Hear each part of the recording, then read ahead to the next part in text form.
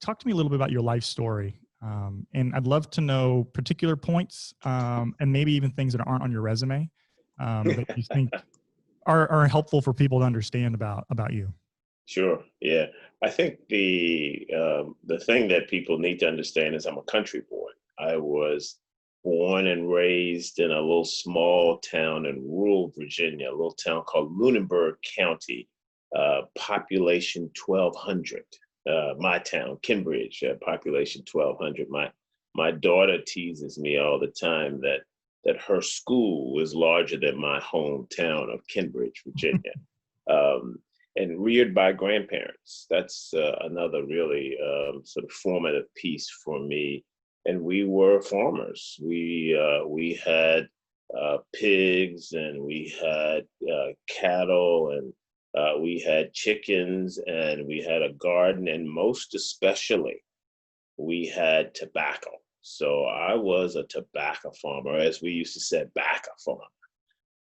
And that was what I did for the first 25 years of my life, right? I farmed tobacco. As I tell people, it inspired me to go to college. Yeah, it's hard work. Because that's hard work. And I can remember growing up in this little small, modest town and thinking, okay, when I grow up, I just want an office job.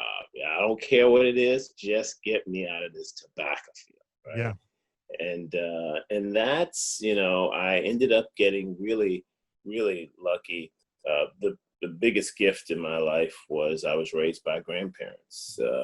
I went to live with them when they were 50 years old, and I was 3 months old. And they were, my grandfather, born in 1914, had been educated in a barn for 6 years.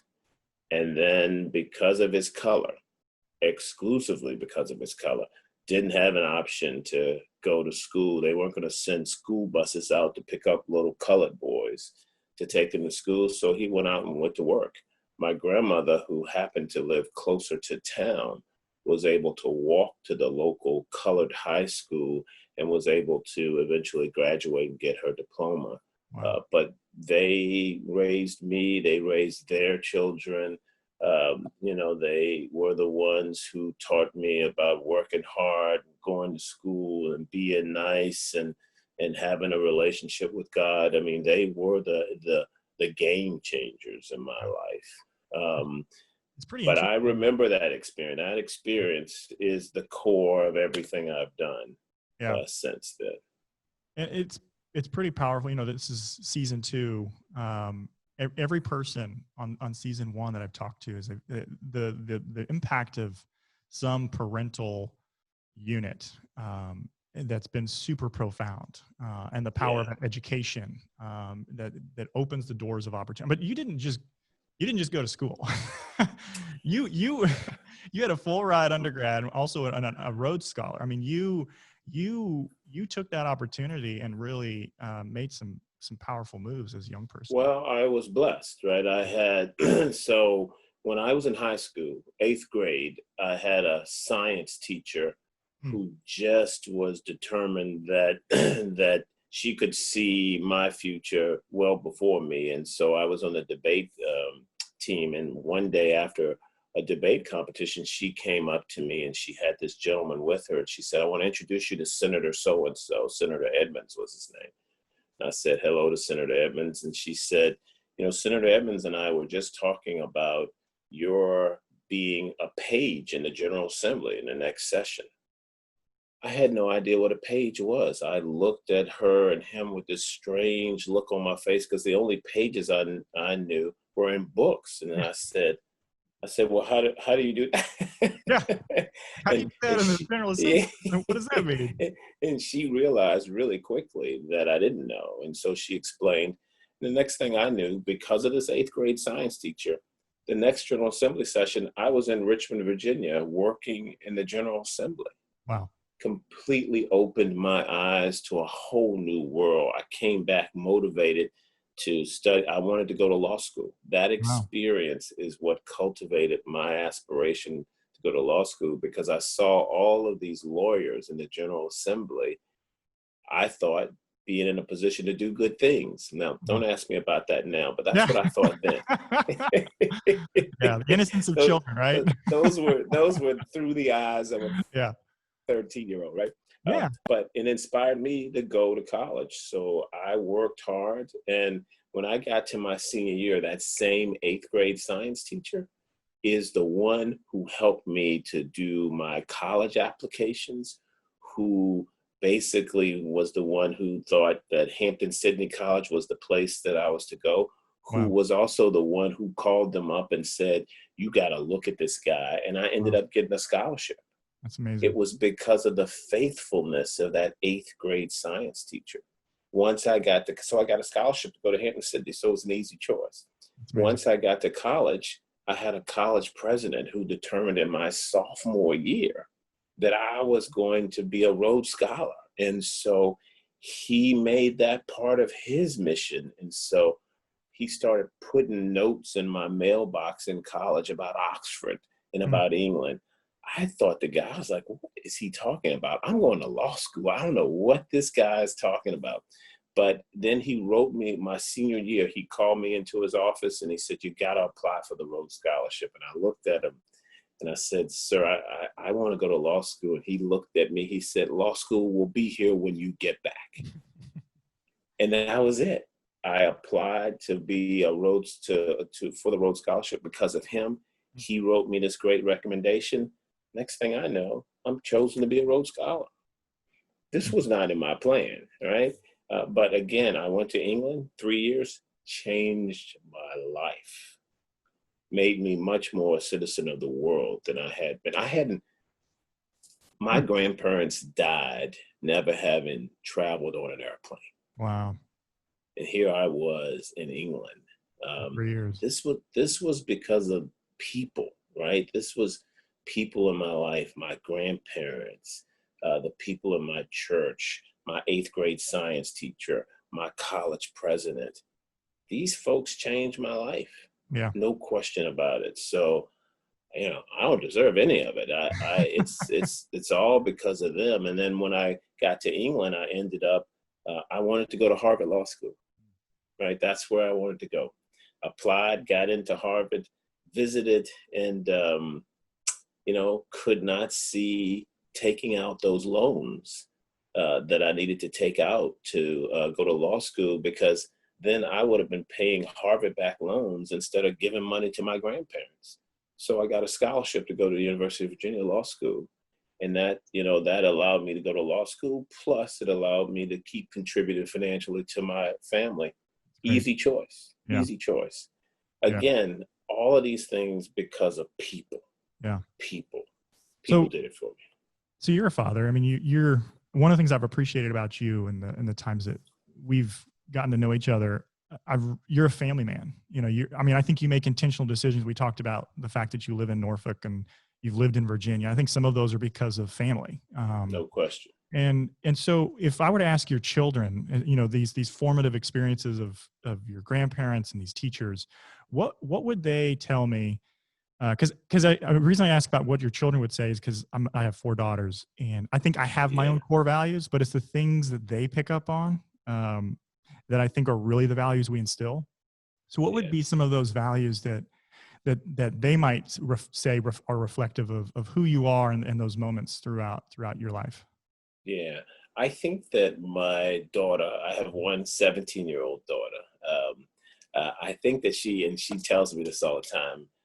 She would say, one, that I work hard. And I do. I try to outwork everybody, right? I'm not always successful, but that's what I try to do. But she would also tell you that I am naively optimistic. And that also comes from my grandparents. My grandparents lived through world wars. They lived through the Great Depression. They lived at a time when lynching was legal. They lived at a time of black codes, of separate but equal segregation. But they still got up every day with joy.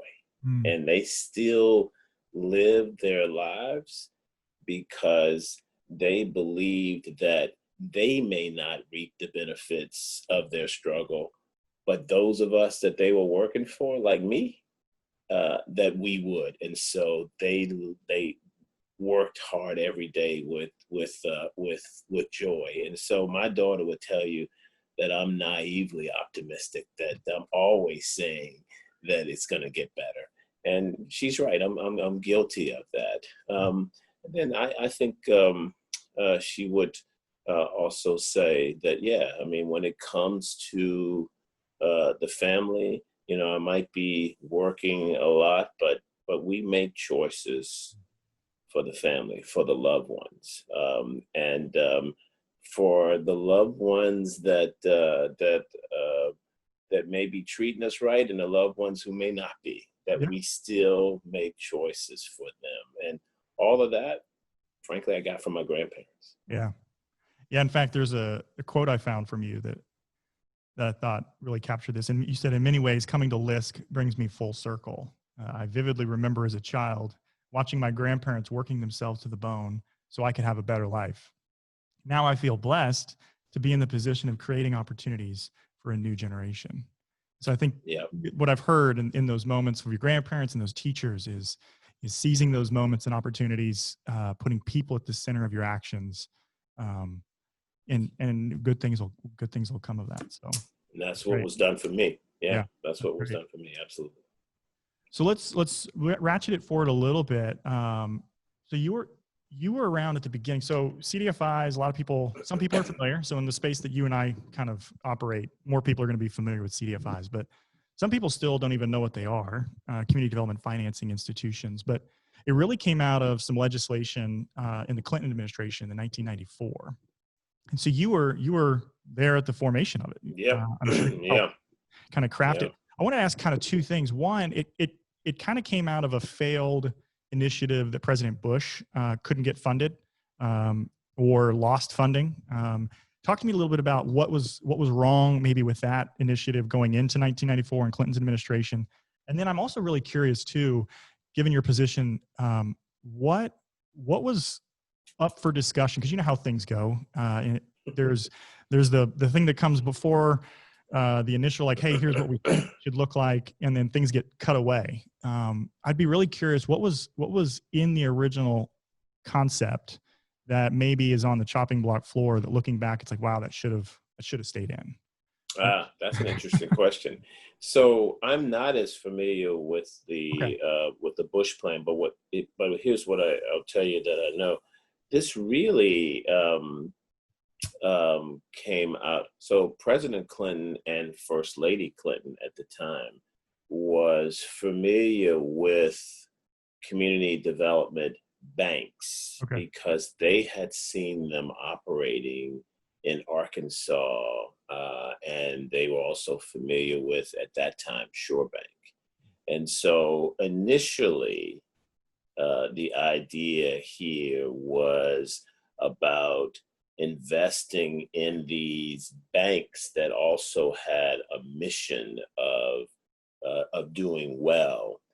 And they were also familiar with Muhammad Yunus's micro enterprise lending outside of the country. And so it was these things coming Wow. together. I mean, that's what this was at the end of the day all about for them. And then it grew out of that to a recognition of the fact that actually there was a industry in the country that was a development finance industry that was the analogy to Muhammad Yunus abroad, that was that included banks, that included loan funds, that included credit unions. And what that industry needed was support. That industry needed a source of equity, a source of investment so it could do more, right? And so that's really how this came together. And the fact is that what really cemented this, because this was an initiative of the Clinton administration, was his and the First Lady's knowledge of the workings of these banks in particular in the southern parts of the U.S., Southern Bank Corp and and South Shore. Those were the things that they were really familiar with. So Wow. you didn't have to explain it to them. Hmm. They knew it. They knew it firsthand. They knew what these organizations could do. In Yeah. terms of what was left on the chopping block, here's what I would tell you. It's not that something was left on the chopping block. It's that there was something that was in that initial legislation that has still to this day not actually come to fruition. And Hmm. that is the creation of a secondary market for these loans, right? I was going to get into that. Yeah. So talk to me a little bit. That was part of the original legislation. Hmm. The vision that you would have this fund, but that you would also have a vehicle through which you would get the creation of a secondary market for these loans, so that this thing could really scale. Can you, Um, just for the sake of some of the people that aren't familiar with CDFIs to begin with, explain the secondary market? Like what would that have meant for this new so effort? it's the equivalent of what Fannie Mae does in the housing sector, right? It's a vehicle or vehicles or structure or structures that would literally bundle loans that CDFIs make, turn them into what is essentially securities so that they can be purchased. Mm. And through purchasing them, those CDFIs would get more liquidity so they could continue to do this work, right? So Yeah, because it's loans it's they're less interest, they're longer terms, so they exactly. need that liquidity in order to Exactly, move the dollar. exactly, exactly. So while that concept was not left on the cutting floor, if you will, the concept itself has not, even to this day, has not actually become a reality. And that, in my mind, is one piece of why the system, the development finance system in the country, has not grown to the scale that we need it to be at What's it in going to order take? to do the work. So we need to choose again to create a secondary market. Choose again to come up with a secondary market vehicle and or structures. What It's like not. It's we not that have the it can't be capacity. done. Yeah, I mean I we have think we the do.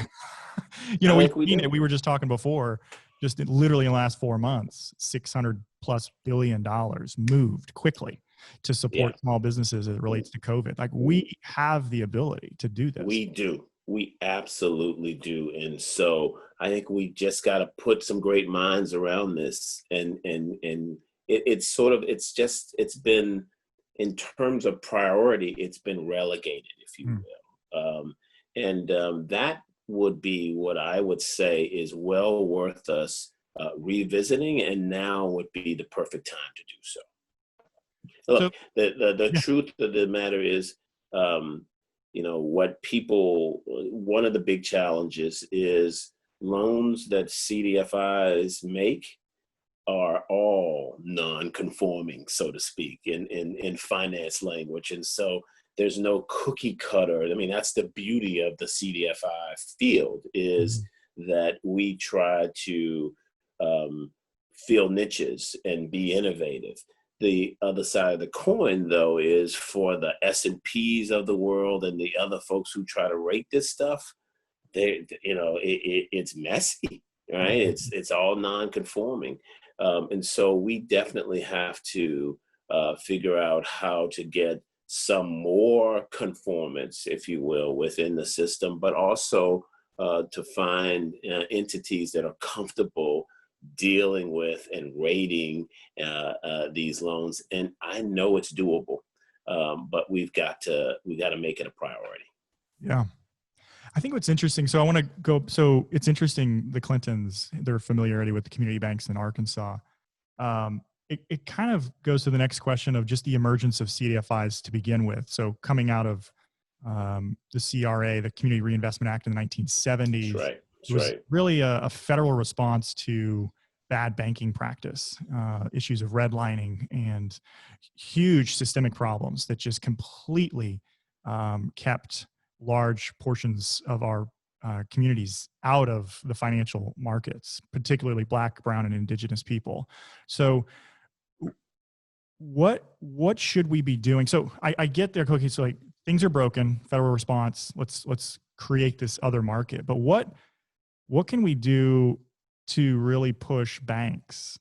Because I think one of the things that I've been seeing is this, especially since 2008, because it's interesting, you fast forward what happened in 2008, there's this hyper consolidation of banks, this massive globalization of banks, where on some levels at the community level, it depersonalizes these business interactions, because really banking used to be community banking. It used to be you went into a local lender, whether that was CDFI in the early 1990s or 80s, even coming out of CRA, or just your bank, and there was a relationship, there was an ability to nuance issues that might exist within a financial statement or otherwise, because you knew those people.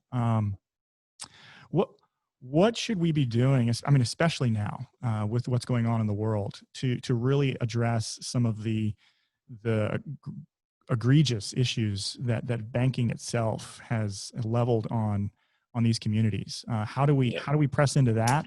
And what does the future look like with these kind of two different markets? So let me come at it from two fronts. Sure. The first thing we should be doing is redefining what we mean by the banking system. So most people, when they use the concept of the banking system, they're talking about JP Morgan Chase and Bank of America and Wells Fargo and those enterprises, which is great. But what we need to also be talking about are CDFIs as part of the financial system that provides access to capital to these to this country. So the first thing is CDFIs should not be an afterthought. CDFIs should be at the table as we are contemplating what to do or how to use the banking system to reach enterprises and individuals, right? Because as long as CDFIs are sort of compartmentalized, we're then when people are designing the PPP system, they're not thinking about the use of CDFIs from day one, right? We get bought in after the fact, after people see the flaws or the imperfections of defining the system so narrowly. So the first thing that I would tell you that we have to do is the development finance infrastructure in the US needs to be embraced as part and parcel and an essential part and parcel of the banking system, right? And therefore, we need to make sure we're trying to use it and scale it to do the work in the places that the mainstream banks are not reaching. That's the first thing I would tell you.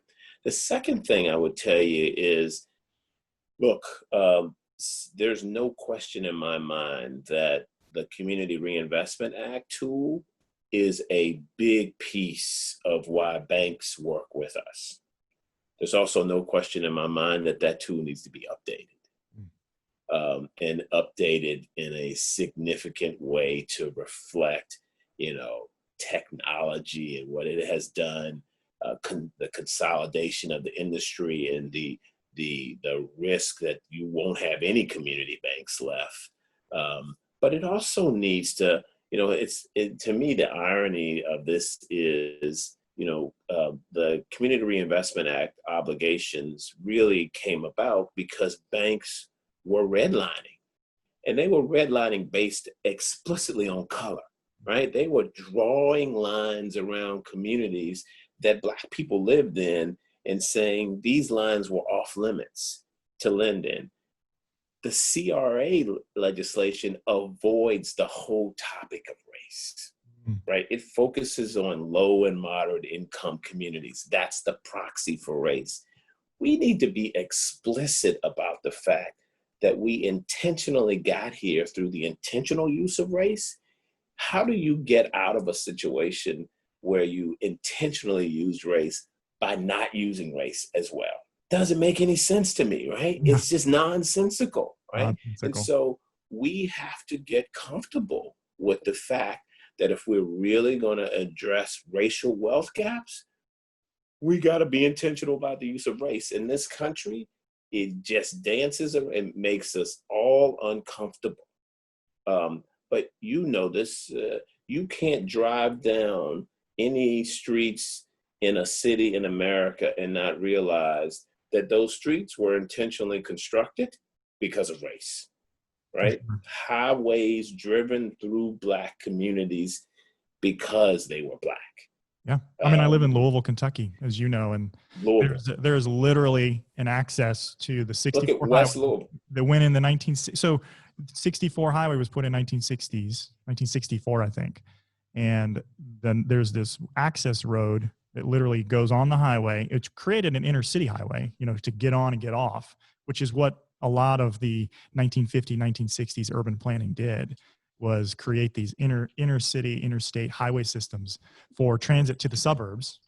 And so that's created a lot of, so really so in West Louisville, for example, that's an unbelievable physical barrier. There are 6 lanes of a road between a predominantly Black community that's completely disinvested, that was redlined in entirety for decades, and the rest of the city.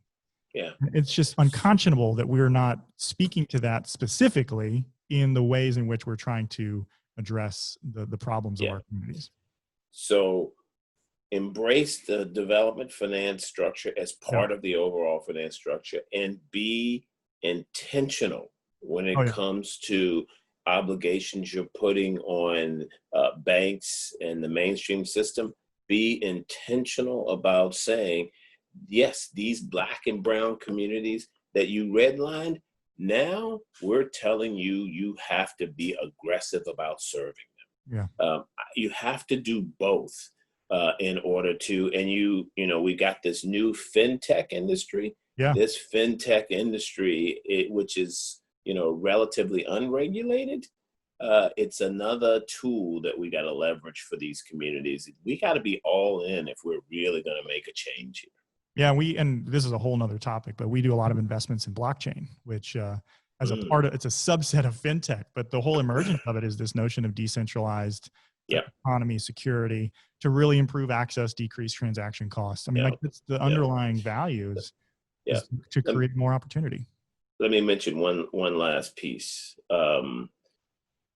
It's no secret that if you look at the leaders of our mainstream financial institutions, the executive levels, there are very few people looking like me. And I don't care what you say, it makes a difference. Oh, yeah. Well, that was one thing I was gonna... choices have to be made. If people like me are not at the table, you're going to be missing a viewpoint that you need in order to serve folks like me. So the other thing that we have to be way more serious about and aggressive about and insistent upon is that we have got to diversify the leaders of our financial institutions. No doubt. Well, I think if we rethink or reimagine the banking system, which includes CDFIs, I think what you're going to see is a lot of, because what I see as you as a CEO of Lisc, an unbelievably sharp mind as it relates to, I mean, the genesis of CDFI fund. I mean, you know these things. You worked at the Treasury under multiple administrations. You at the table would be super helpful in how we think about the PPP or other type programs to really support Black and brown communities. Yeah, probably not me, but there's some others that I can think of in the industry. Okay. But your overall concept is correct. Well, and I wanted to, so one thing I wanted to press on, I want to stay on this topic just a little bit.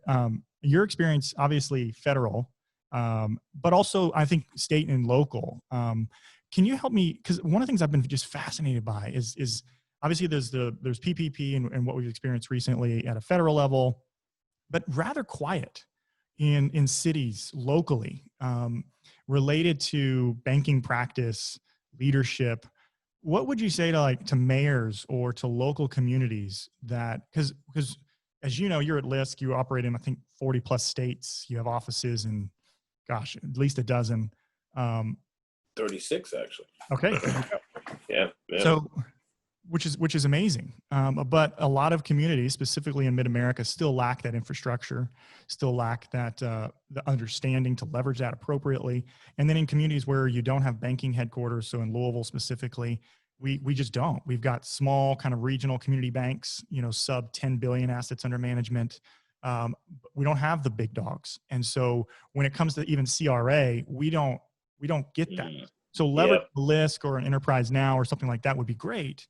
But how in this moment when there really should be a response from local government and local banks to really really look at their history of redlining, their participation in these issues, how can they move towards, without waiting on the federal government, what could local communities be doing?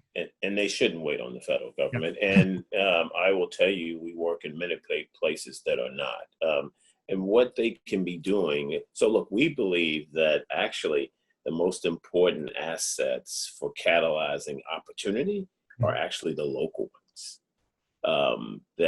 And I certainly believe in my life that the most important catalyst of opportunity for me were, as I mentioned, a school teacher, grandparents, etc. What local leaders need to do is to pull together the right coalition of individuals and enterprises in order to go to work in those places in the community where the gaps are growing. And so local mayors and city council folks and philanthropic leaders and bank leaders, whether they are a local community bank or branches of these large, they need to come together. And I'll give you an example. Charlotte, North Carolina, not too far from you, decided that they had a huge issue as it related to affordable housing. They actually made this a part of a bigger issue about catalyzing opportunity. A study was done that showed that of the top 50 metropolitan areas in the country, that Charlotte was 50 out of 50 in terms of being born poor and having the opportunity to escape it by the time, but within your lifetime. So they decided that they were going to do something about it, and they decided that they were going to do it with local assets. They pulled together an opportunity commission that came up with a handful plus of recommendations. And one of them was they needed more housing that was affordable to people across the income spectrum, with a particular focus on people who were earning about 30% of the area median income. So what did they do? They reached out to us and said, hey, we want to put together a fund that would work alongside the city's housing trust fund. We want to raise private sector dollars, and we're going to match it with public sector dollars. So they put $50 million into their housing trust fund through the city council, actually putting a bond referendum on the ballot. By the way, the citizens voted for it by 66%. And then they also pulled together with the local philanthropic group and some banks. They pulled together $50 million from the private sector to create a fund there. And now those two funds are working hand in hand to support the creation and the preservation of affordable housing, with a particular focus on people who are at 30% of area median income. All done locally, all done with the mayor and the philanthropic group, the Foundation for the Carolinas, and the city manager and the banks. And we've got churches, we've got residents. This is what local folks can do. Yeah. It requires a coalition of leaders, but it can be done, and it is being done around the country right now. That's great. No, and I appreciate your comment. Let's not wait on the federal government. I think there's definitely things we need to do, but focus on. Definitely don't wait for it. Definitely don't wait for it. And that's a longer story. We can talk about it a different time, but definitely do not wait. Yeah. Some people say, so the future of CDFIs, some people would say that CDFIs shouldn't live indefinitely. What are your thoughts on that? I mean, given kind of the conversation of late of, right, okay, we need to redefine the banking system. Should CDFIs continue to exist, but more co-opted into the mainstream ways in which we deploy capital to support all people? Yeah.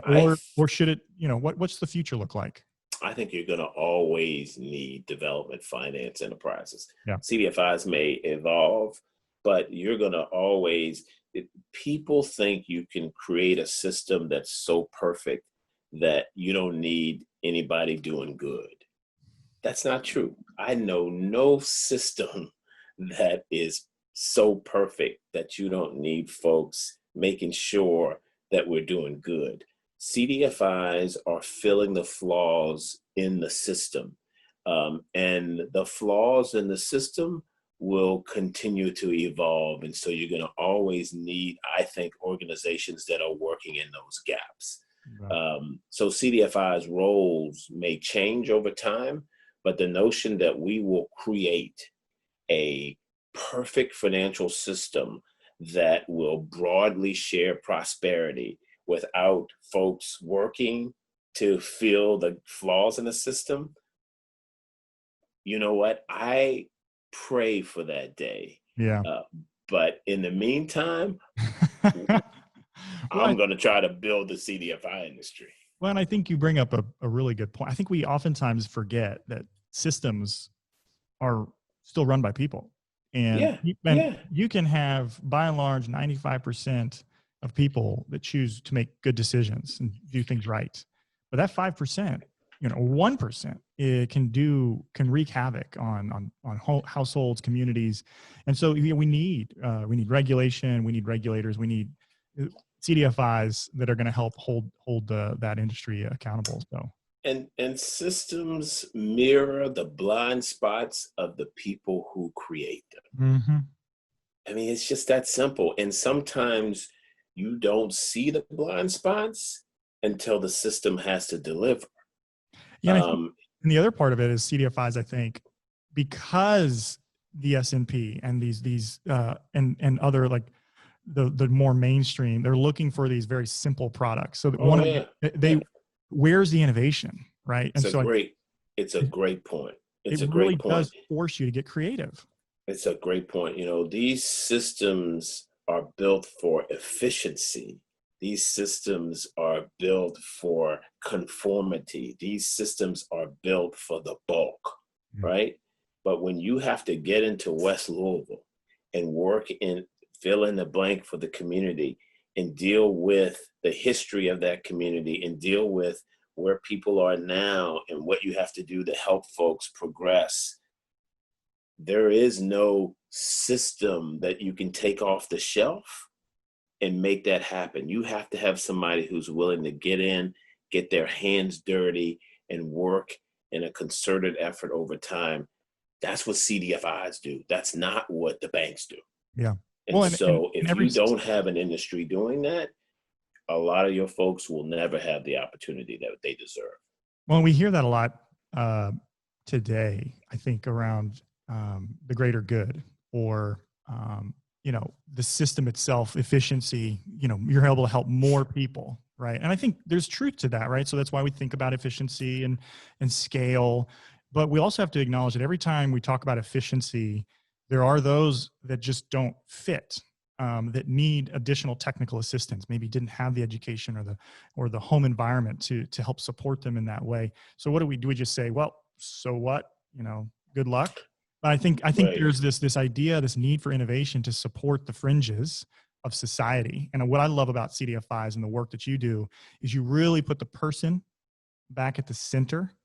And I think that's when I kind of think about old school community banking, where it's like there's a relationship, there is a person, there's something beyond just this financial algorithm that underwrites whether or not someone is worthy of a loan.